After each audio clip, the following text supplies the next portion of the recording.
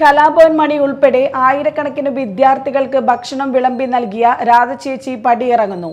Chalakudy government boys ഹൈസ്കൂളിലെ പാചകപ്പുരയിൽ ജീവിതത്തിന്റെ നല്ലൊരു ഭാഗം ചിലവിട്ട രാധ 28-ന് വിരമിക്കും.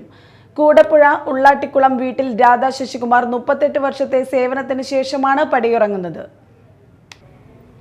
മുന്നോട്ടുള്ള ജീവിതത്തിന് മറ്റ് മാർഗമില്ലാതെ പകച്ചു നിന്ന കാലത്ത് ഗവൺമെന്റ് ബോയ്സ് ഹൈസ്കൂളിലെ അധ്യാപക ദമ്പതികളായിരുന്ന ജോസഫ് മാഷും വത്സമ്മ ടീച്ചറുമാണ് രാധയെ സ്കൂളിലെ പാചകക്കാരിയുടെ ജോലി നൽകിയത്.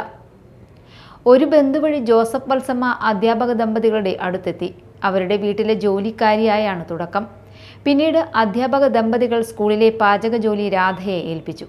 ഇതോടെ രാധയുടെ ജീവിതം പച്ചപിടിച്ചു.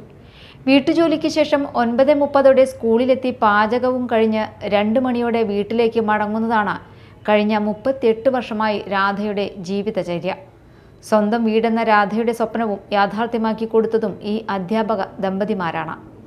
കല്ല് ചുമന്ന് കൊണ്ടുവന്ന് അടുക്കളയിൽ അടുപ്പ് കൂട്ടിത്തന്നത് കലാഭവൻ മണി. പിന്നീട് അരിച്ചാക്കടക്കമുള്ളവ ചുമന്ന് പാചകപ്പുരയിൽ എത്തിച്ചു നൽകുന്ന ജോലിയും മണി സ്വയം ഏറ്റെടുത്തു.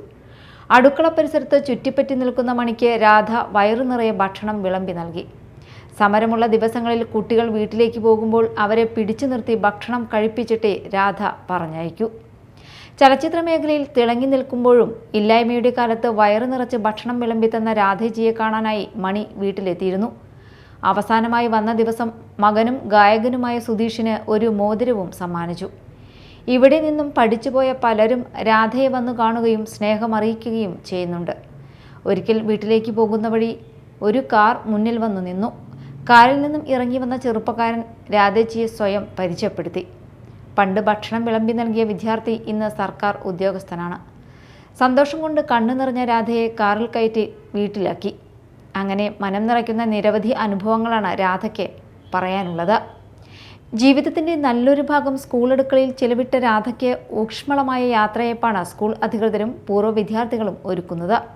Media time, Chalakudy.